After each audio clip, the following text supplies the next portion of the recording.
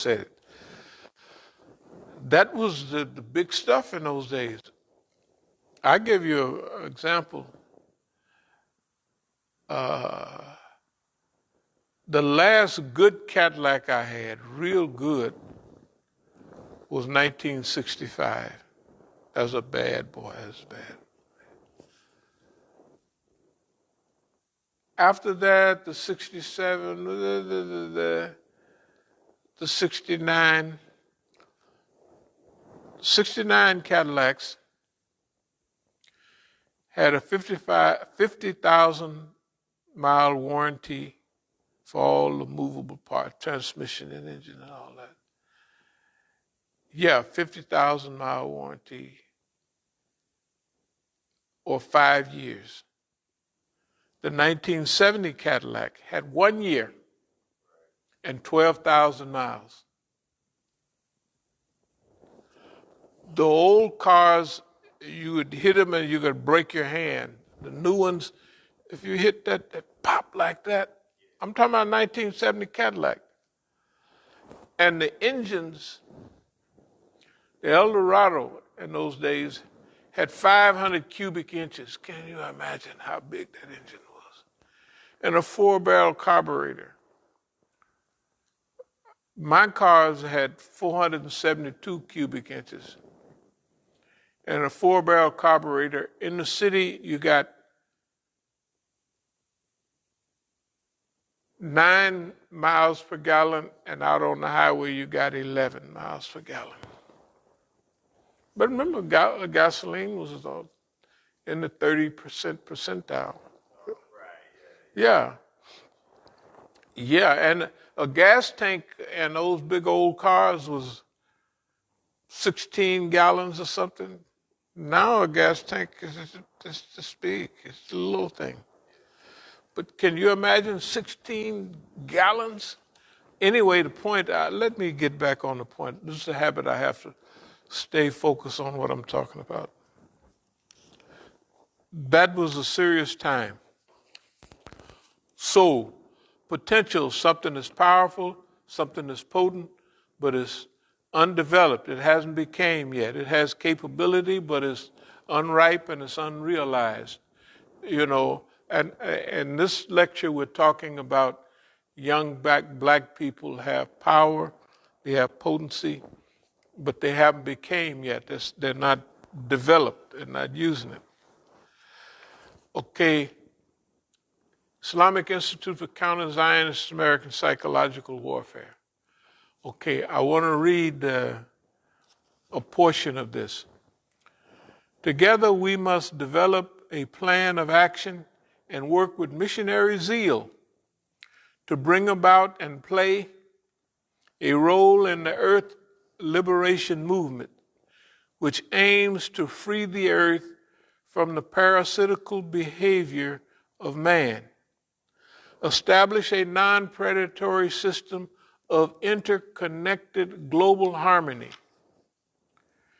nurture and further a culture of earth first custodianship, understand and respect the rights of the earth, which should be treated as a living organism, which it is, and envision and actualize a global redesign for the 21st century.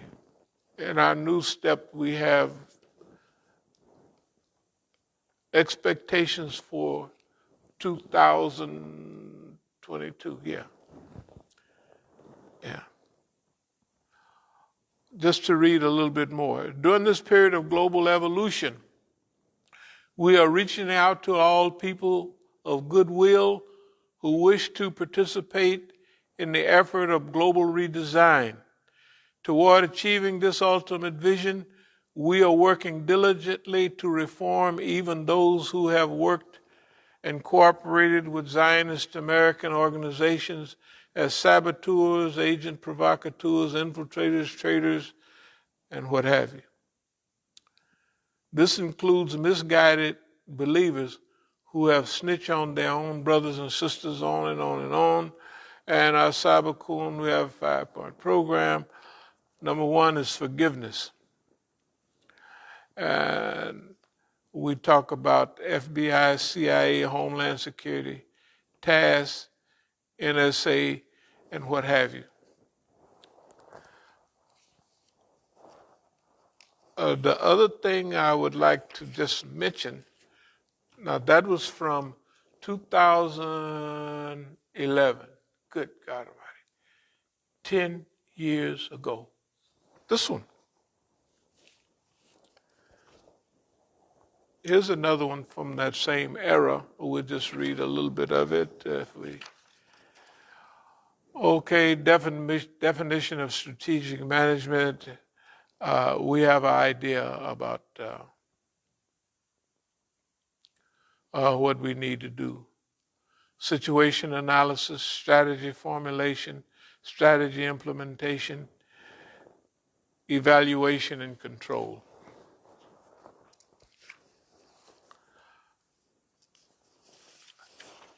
The other, before we get into the main part of the talk, I'm reading from Surah Baqarah, Surah Baqarah 250, 251.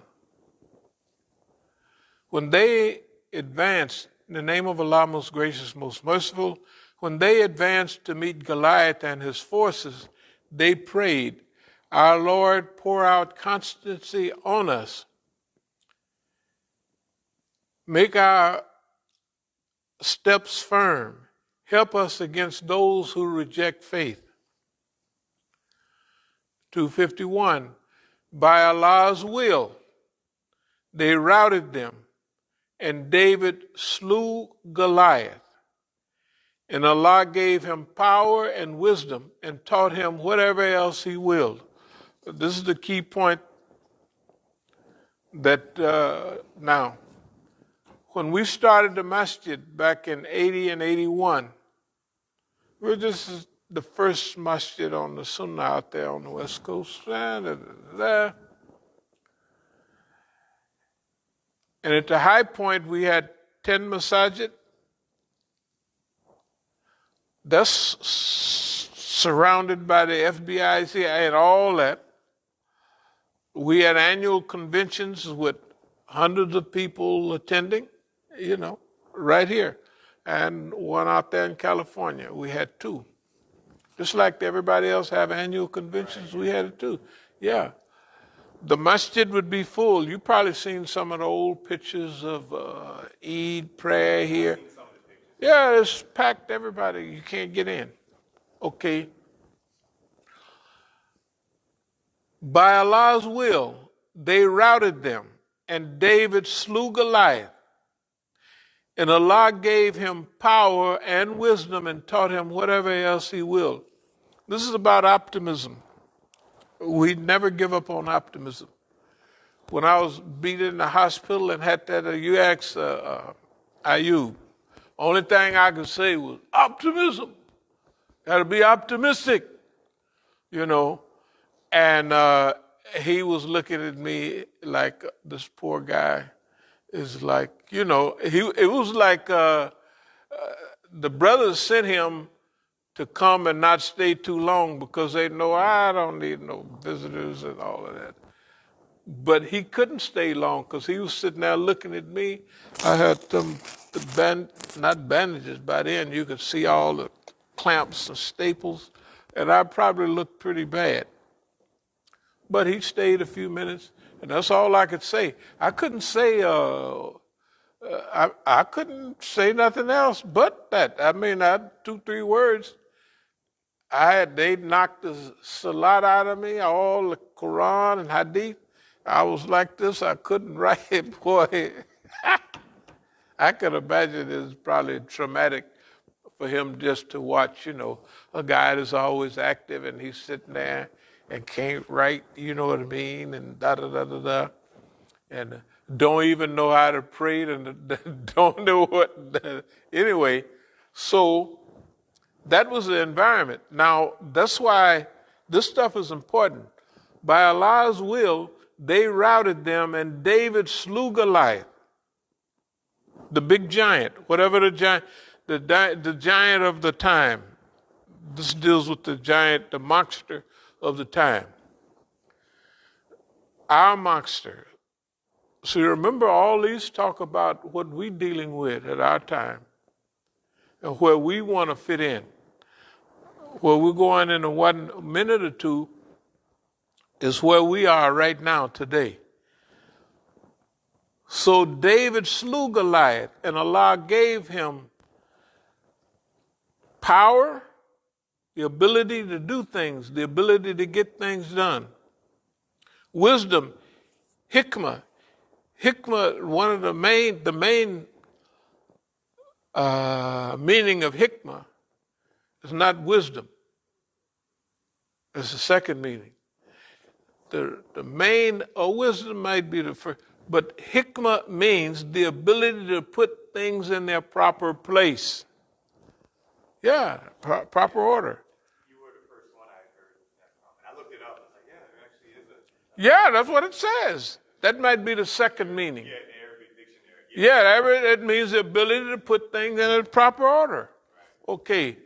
Now you got to remember, in our studies, we're not these mamby-pamby, marshmallow Muslims. We just never have been, and we never thought that it was necessary to do that. Okay. So Allah gave him power, wisdom, and taught him whatever else he willed. In other words, if you go out and face Goliath,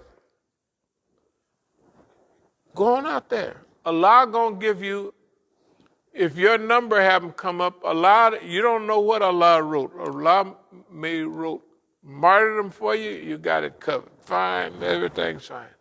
A lot of people don't believe that. I don't want to die. I mean, it's what they say. But if you really believe what the Quran Hadith is saying, hey, you know. So Allah gave him power, wisdom, and taught him whatever else he willed. Then the other part. And did not Allah check one set of people by means of another? This is in a couple of places in the Quran. The earth would indeed be full of mischief, but Allah is full of bounty to the worlds. Hey, if the good people don't check the bad people, it's going to be a lot of mischief. And that's what we have today. We have a lot of mischief in the world. And we have always been about this. I read these because it's not far from what we're going to talk about. We're not going to talk about that. We'll save that till another time. Okay, here's what we want to talk about today. We've given some of our background information and what have you. And